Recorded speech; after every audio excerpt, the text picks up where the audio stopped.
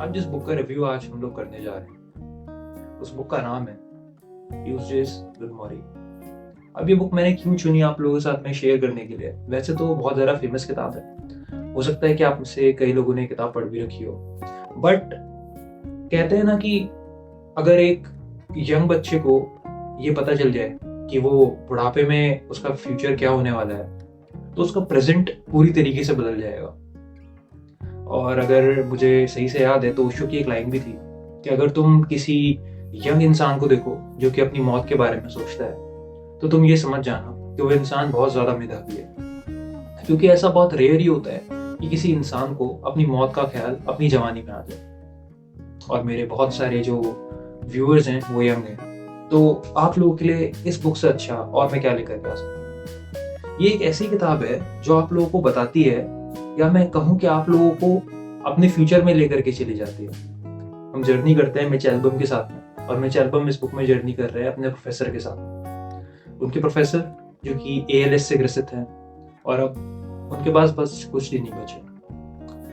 Mitch album अपने professor से जाकर के मिलते हैं और उनके प्रोफेसर चाहते हैं कि उन्होंने अपनी जिंदगी में जो कुछ भी सीखा है, जो कुछ भी समझा है, वो किसी एक बंदे को समझा करके चले जाए।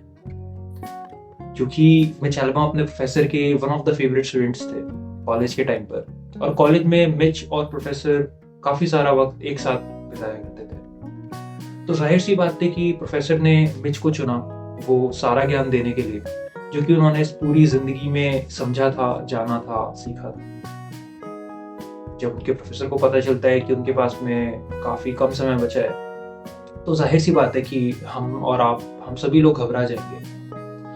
लेकिन उनके प्रोफेसर ने घबराने के साथ साथ में अपनी सारी जिंदगी खराब ना करने, जितने दिन उनके पास में बचे हैं वो खराब चले जाएं, इससे अच्छा है कि वो उन्होंने जो भी कुछ सीखा है, जाना तो उन्हें था ही, बट उन्होंने जो भी कुछ सीखा है वो चाहते थे कि मैं चैप्टर बाय चैप्टर, मैं एक एक चीज अब एक किसी इंसान को बता करके चला जाऊं, जिससे कि जो भी मैंने आज तक पाया है वो कहीं ना कहीं सेफ है। तो चलिए चलते हैं पहले ट्यूसडे पर। तो पहले ट्यूसडे पर मिच और उनके प्रोफेसर दोनों बात कर रहे होते हैं और उनके प्रोफेसर उनसे कहते हैं कि जानते हो मिच, अब वो समय आने वाला है जबकि मैं अल्टीमेटली डिपेंड हो जाऊंगा लोगों पर। तो मिच को भी ये सुनकर काफी बुरा लगता है, बट उनके प्रोफेसर उनसे कहते हैं कि जानते हो मिच, वो एक बात क्या है जो मैं इस डिजीज के साथ में दिन ब दिन सीख रहा हूँ, वो एक बात है कि लोगों को ना दूसरे लोगों को अपने को प्यार करने देना चाहिए और खुद लोगों को प्यार करना चाहिए। उन्होंने बोला कि love is the only rational act. अब अगर आप ये बात देखते हैं ना तो इसमें दूसरी बात तो हमें फिर भी समझ में आती है कि हमें लोगों से प्यार करना चाहिए, बट पहली बात पे ना हम सब लोग गौर नहीं करते। वो पहली बात है कि अगर दूसरे हमें प्यार करते हैं ना तो कई बार हम उस पर बांध बनाना चाहते हैं, हम रोक देना चाहते हैं कि नहीं यार मैं इस प्यार के काबिल नहीं हूँ। हम अपनी जिंदगी में बाहर से लव को फ्लो भी नहीं करने देते और अंदर से तो हम क्या ही दूसरों को करेंगे। बट उनके प्रोफेसर कहते हैं कि नहीं, ऐसा नहीं होना चाहिए। अगर कोई और आपको प्यार करता है ना तो आपको उसकी रिस्पेक्ट करनी चाहिए और उसे अपने आप को प्यार करने देना चाहिए, और बदले में आपको भी उसको प्रेम देना चाहिए। तो इनमें से एक ट्यूसडे पर मिच और प्रोफेसर आपस में जिक्र कर रहे होते हैं रिग्रेट्स के बारे में। तो प्रोफेसर मिच से कहते हैं कि मिच, तुम जानते हो हमारी जो सोसाइटी है ना वो हमको मौत के बारे में ज़्यादा सोचने पर मजबूर नहीं करती, बल्कि हमारे जो रोज़ के हसल बसल वाली ज़िंदगी है ना उसमें हम लोग इतना खो जाते हैं कि हम लोग भूल ही जाते हैं कि यार एक दिन हमें मर जाना है। और वो कहते हैं कि मिच, आज ना मैं ये चीज़ पूरी अच्छे से ऑब्जर्व कर पा रहा हूँ कि यार लाइफ में जो रिग्रेट्स है ना वो ये है कि क्यों मैंने इस चीज़ के बारे में पहले नहीं सोचा था। ये बात सुन करके ना मिच को भी काफ़ी ज़्यादा झटका लगता है और वो कहते हैं कि मैं अपनी ज़िंदगी में ऐसा नहीं होने दूंगा। तो मिच वहाँ पर प्रोफेसर के साथ में बैठ करके ना कुछ चीज़ों की लिस्ट बनाते हैं जिसमें वो चाहते हैं कि आने वाले कुछ और ट्यूसडेज में वो प्रोफेसर के साथ में वो सारी की सारी बातें करना चाहते हैं, जैसे कि डेथ को लेकर के, फैमिली को लेकर के, रिलेशनशिप्स को लेकर के, वगैरह वगैरह।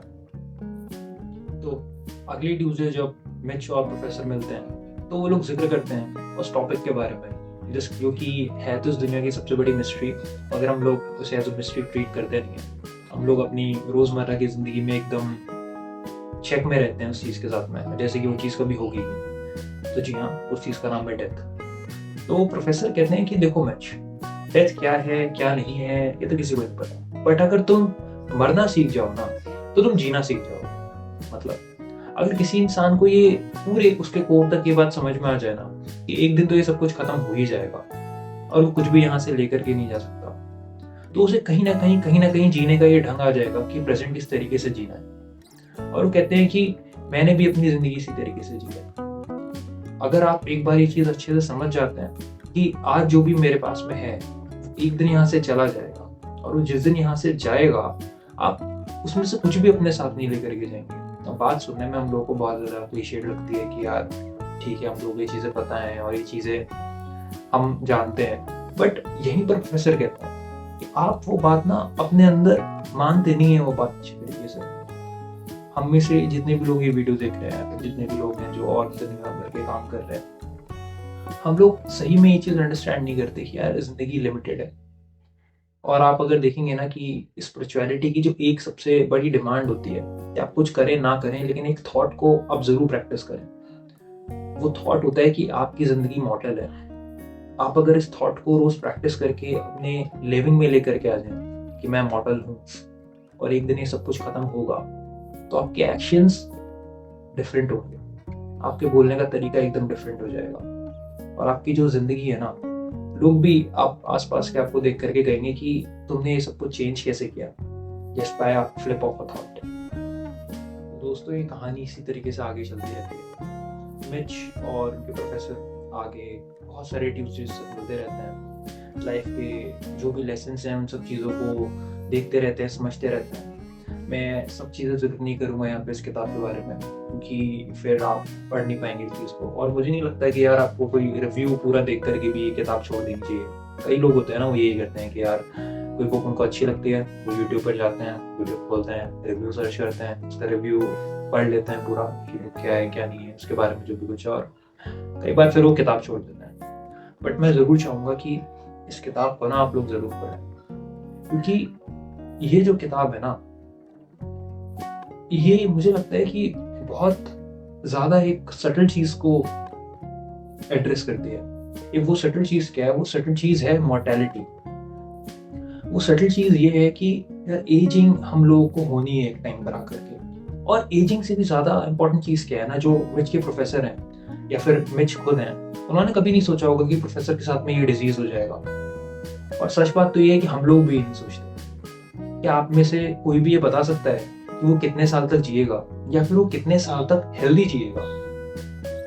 हमें ही नहीं पता यार। कि अच्छा, कई बार आपने ये डिजीज सुने होंगे ना कि आप अगर जाएंगे अपना जाकर के फुल बॉडी चेकअप कराएंगे तो कई बार डॉक्टर आपको कह देता है कि यार आपको एस्थमा की प्रॉब्लम होगी, बट आप कहेंगे यार मैं तो सांस सही से लेता हूँ, मेरा तो सब कुछ सही चल रहा है। तो डॉक्टर कहेंगे ये अभी नहीं होगा आपको, ये होगा आपको 35 साल की उम्र में, 40 साल की, 50 साल की उम्र में जाकर के। तो कौन सा डिजीज हमारी बॉडी में पहले से है, कौन सी ऐसी हमारी लीनियज चली आ रही है जिसमें वो डिजीज कैरी ऑन हो रहा है, हम लोगों को नहीं पता। डिजीजेस कई सारे हम लोगों के अंदर होते हैं, बट वो हमको बहुत बाद में जाकर के हमारी बॉडी में उनका असर दिखना शुरू होता है। इसीलिए आप जो भी समय आपके पास में है ना, आज अगर आप फिट हैं, आपको फाइनेंशियल इश्यूज नहीं है, आपके ऊपर कोई कोर्ट केसेस नहीं चल रहे, आप बिल्कुल सही हैं, आपके ऊपर इतनी जिम्मेदारियां नहीं है, तो आप ना इस समय का पूरा सदुपयोग करिए। और अगर आपको कहीं ना कहीं मोटिवेशन की कोई कमी लगती है तो इस किताब को जरूर पढ़ लीजिएगा। और इस किताब के साथ में मैं एक एक्सरसाइज अगर आप लोगों के लिए ऐड करूँ, बहुत इंपॉर्टेंट, आप लोग जरूर करिएगा, वो है आईसीयू के चक्कर जरूर लगा लीजिएगा 2-3 बार। अगर आप ये काम कर लेंगे ना, तो आपको एक्चुअल में काफी ज्यादा हेल्प हो जाएगी ये समझने में कि मोर्टेलिटी आखिर होती क्या है।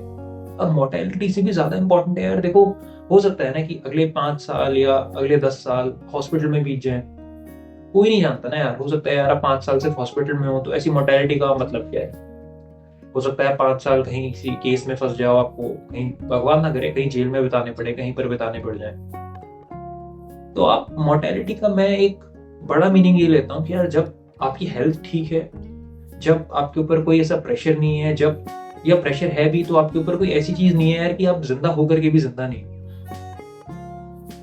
उस चीज को बहुत वैल्यू कीजिए, अपने समय की बहुत वैल्यू कीजिए। कि आप लोग अभी अपने घर में हैं, आप लोगों के पास में कोई ऐसी बड़ी दिक्कत नहीं है आप लोगों के पास में,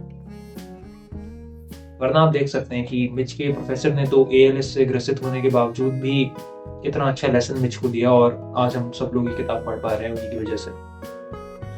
बट हम में से कितने लोग होंगे जिनको अगर ऐसी कोई लाइफ थ्रेटनिंग डिजीज हो जाए और फिर भी हम एक पॉजिटिव अप्रोच रखें अपनी लाइफ में।